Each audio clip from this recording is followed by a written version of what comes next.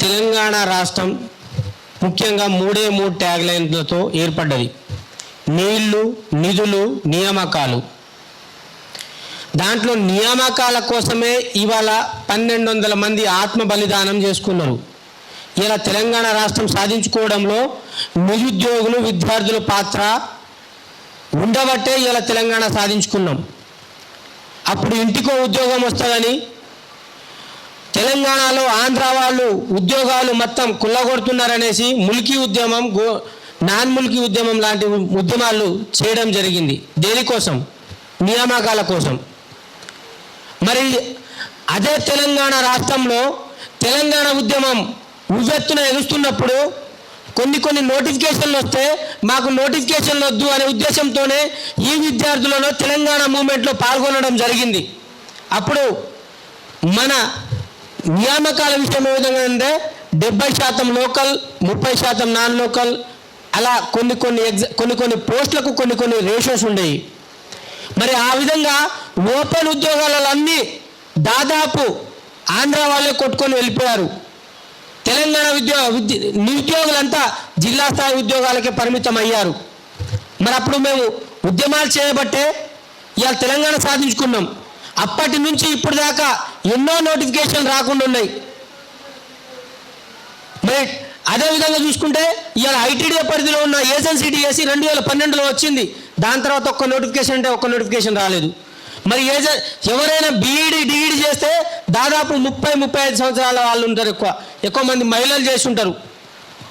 వాళ్ళకి పెళ్ళిళ్ళు అయిపోయి తర్వాత ఏజెన్సీలు ఏం చేద్దాం, ఇంటర్ డిగ్రీ అయిపోయిన తర్వాత ఏం చేద్దాం అనుకుంటే దాదాపు మన టీచర్ ఉద్యోగాలు అయితే బాగుంటుంది, పిల్లలకి మంచిగా చూసుకోవచ్చు అనేసి ఫ్యాషన్తో చాలామంది మహిళలు ఇలా బీఎడ్, డిఎడ్ చేసుకొని ఉన్నారు. మరి వాళ్ళు మ్యాక్సిమం 35 ఏళ్ళు పైబడే ఉంటారు. వాళ్ళు పెళ్ళిళ్ళు అయిపోయి ఇప్పుడు ఖాళీగా పిల్లలు పెద్దగా అయిన తర్వాత డిఎడ్, బిఎడ్ చేసుకునేటోళ్ళు చాలామంది ఉన్నారు. అదేవిధంగా చాలామందికి బిఎడ్ అవకాశం, బిఎడ్ నుంచి స్కూల్ అసిస్టెంట్గా ఇంతకుముందు రాసేది బీఈడీలు, ఎస్జిటి రాసుకునే అవకాశాలు ఉన్నాయి.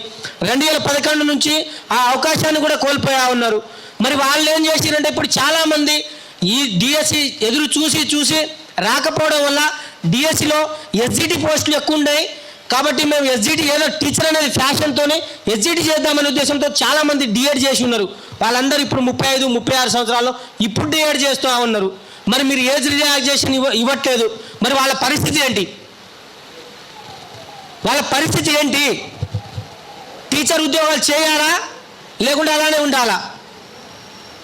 మీరు వాళ్ళు చదువుతున్నప్పుడే వాళ్ళకి అవకాశం లేకుండా చేస్తూ ఉన్నారు. మరి మీరు ఎవరికి న్యాయం చేద్దామని చెప్పేసి తెలంగాణ సాధించుకున్నాం. గత 10 సంవత్సరాలు, 12 సంవత్సరాలు, చాలా సంవత్సరాల నుంచి నోటిఫికేషన్ రాలేదు. మరి ఈ ప్రభుత్వంలో అయినా నోటిఫికేషన్ ఇస్తాం 2 లక్షలు అంటే అన్ని నోటిఫికేషన్ వస్తాయని చెప్పేసి ఎదురు చూస్తూ ఉన్నాం. కానీ నోటిఫికేషన్ ఇయ్యగా దానికి బదులుగా ఏజ్ రిలాక్సేషన్ పెంచకుండా మీకు 34 అని చెప్పేసి మా ఏజ్లను కట్టడి చేయడం వల్ల మీరు ఎవరికి న్యాయం చేస్తూ ఉన్నారు?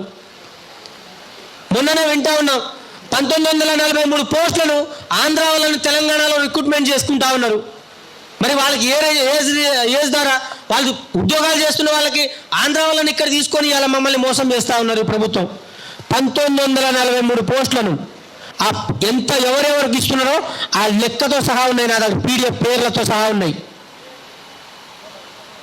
మరి ఎవరికి న్యాయం చేస్తామని? ఆంధ్ర వాళ్ళకి న్యాయం చేయడానికి ఈ ప్రభుత్వం వచ్చింది. ఎవరికి న్యాయం జరుగుతూ ఉంది? తెలంగాణ కొట్లాడడం చేయడం వల్ల. ఆ రోజు ఈ ఆంధ్ర తెలంగాణ జరిగిన తర్వాత మన బైఫర్కేషన్లో ఆంధ్రాలో 7 మండలాలను ఖమ్మం జిల్లా నుంచి పోయినాయి. అవి మొత్తం ఏజెన్సీ మండలాలు, గిరిజన మండలాలు. మరి అటు ఉద్యోగాలు మొత్తం ఇటు వచ్చేసారు. అప్పుడు ఉమ్మడి ఖమ్మం జిల్లాలో ఉన్న నిరుద్యోగులకు ఒక్క నోటిఫికేషన్లో కూడా ఉద్యోగాలు లేవు. ఇప్పుడైనా మాకు అవకాశాలు దొరుకుతాయనుకుంటే మీరు ఏజ్ రిలాక్సేషన్ పెంచకుండా నోటిఫికేషన్లు ఇస్తూ ఉన్నారు. మరి దానివల్ల ఏజెన్సీ ప్రాంతాల్లో ఉన్న గిరిజనులు అన్యాయం అవుతూ ఉన్నారు. అదేవిధంగా బిఎడ్, డిఎడ్ చేయడం వల్ల చాలామంది మహిళలు కానీ డిఎడ్ అభ్యర్థులు కానీ బిఎడ్ అభ్యర్థులు కానీ అన్యాయం అవుతూ ఉన్నారు. జేఎల్, డిఎల్ ఈ విధంగా చూసుకుంటా ఉంటే మీరు నోటిఫికేషన్ ఇచ్చి చాలా ఏళ్ళు అవుతూ ఉంది. మరి వాళ్ళకి ఏజ్ రిలాక్సేషన్ ఇవ్వలేదు. మీరు ఎవరికి అవకాశం కల్పించాలని మీరు ఈ తెలంగాణ రాష్ట్రం ఎవరికి అవకాశాలు వస్తాయని చెప్పేసి మేము కొట్లాడి తెచ్చుకున్నాము. మరి ఏజ్ బార్ అయిన వాళ్ళు దేనికి పనికి వస్తారు? అరే ఒక ఎమ్మెల్యే ఒక ఎంపీ మీరైతే 80-90 మీరు రేపు చస్తామనే లోగా కూడా మీరు నామినేషన్ వేసి మీకు అర్హత ఉన్నప్పుడు మాకెందుకండి ఏజ్ రిలాక్సేషను? ఒక ఎమ్మెల్యేలకు లేదు, ఒక ఎంపీలకు లేదు, ఒక ప్రజాప్రతినిధికి లేదు ఏజ్ రిలాక్సేషన్. కానీ మాకు ఏజ్ రిలాక్సేషన్ అడ్డు వచ్చిందా? మీరు దేనికి పనికి వస్తారని చెప్పేసి మీరు చేస్తా ఉన్నారు. కాబట్టి ఒకటే అడుగుతా ఉన్నా, మీరు తప్పకుండా నేను ఒకటే అంటున్నా, ఏజ్ రిలాక్సేషన్ 36-46 కాదు. రేపటితో ఆయనకు అవకాశం వచ్చిన ఒక్కరోజు ఉద్యోగం చేసే అవకాశం ఉన్నా కూడా ఏజ్ రిలాక్సేషన్ అనేది పనికి వచ్చే విధంగా మీరు జీవోలు తీసుకురావాలి. ఇవాళ 62 సంవత్సరాలు కదా మీరు పెంచింది, 62 సంవత్సరాల వరకు కూడా అప్లై చేసుకొని ఉద్యోగాలు సాధించే విధంగా మీరు ఏజ్ తీసుకురావాలి. ఎందుకంటే ఆయన చదివిన చదువుకి ఒక్కరోజైనా వృత్తిలో నేను పనిచేసి నేను ఆ ఉద్యోగం నుంచి రిటైర్డ్ అవ్వాలని చెప్పేసి ఎవరికైనా ఉంటుంది. ఇవాళ ఎల్ఎల్బి 60 సంవత్సరాలు కాదు 70 సంవత్సరాలకైనా మనం ఎల్ఎల్బి చేసుకోవచ్చు. కానీ ఒక్కరోజైనా నేను న్యాయ వ్యవస్థలో ప్రభుత్వంలో పడే నోటిఫికేషన్లో అయినా ఒక్కరోజు ప్రభుత్వం తరపున నేను ఉద్యోగం చేయాలనే ఉద్దేశం ఉంటుంది. ఆ విధంగా మీరు కల్పించాలని చెప్పేసి ఈ ప్రభుత్వానికి డిమాండ్ చేస్తూ ఉన్నాం. ఈ అవకాశం ఇచ్చిన మీ అందరికీ పేరు పేరున ధన్యవాదాలు తెలియజేసుకుంటూ సెలవు. Thank you. మీడియా మిత్రులకు మరియు అశోక్ సార్కి మరియు అందరు తోటి మిత్రులందరికీ నమస్కారాలు. ఈరోజు వాస్తవంగా చెప్పాలంటే మేము గత 10 రోజుల కిందట టీఎస్పీ కమిషనర్ మరియు చైర్మన్ దగ్గర వెళ్ళడం జరిగింది. అశోక్ సార్ మరియు మేము తోటి మిత్రులందరం కలిసి వెళ్ళడం జరిగింది. అక్కడ ఎందుకు వెళ్ళామంటే మాకు ఏజ్ రిలాక్షన్ వయోపరిమితి అనేది పెంచాలి అని నినాదంతో మేము అక్కడ వెళ్ళడం జరిగింది.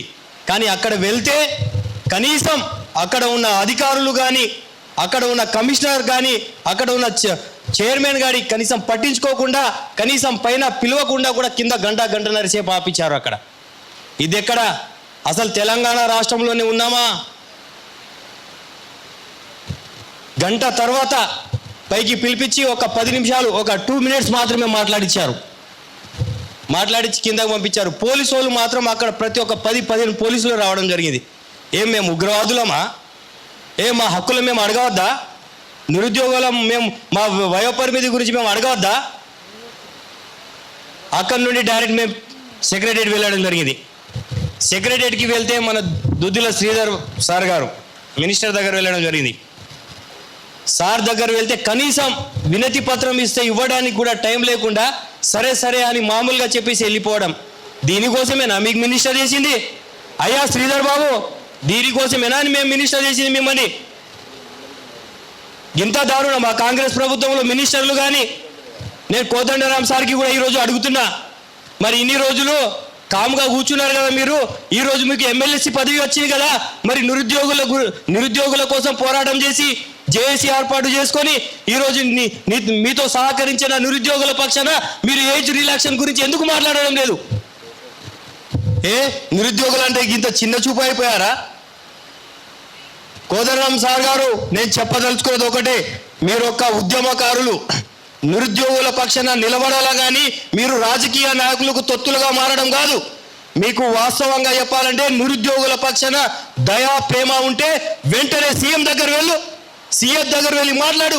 మా నిరుద్యోగులు ఇట్లా ఉన్నారు భయ, ఇంతకు ముందు 30-40-46 సంవత్సరాల వయోపరిమితి ఉండే, ఇప్పుడు 34 చేసినాడా మన ప్రభుత్వంలో?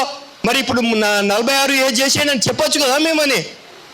కోదండరాం సార్ నిన్ననే కదా ఎక్కింది మీరు, మరి పోయి మాట్లాడడానికి ఏమవుతుంది? ఇన్ని రోజులు ఏదో చేత కాలేదు, పదవి లేదని, ఇప్పుడు చేత ఉంది కదా, పదవి వచ్చింది కదా, మరి అడగడానికి ఏమైంది?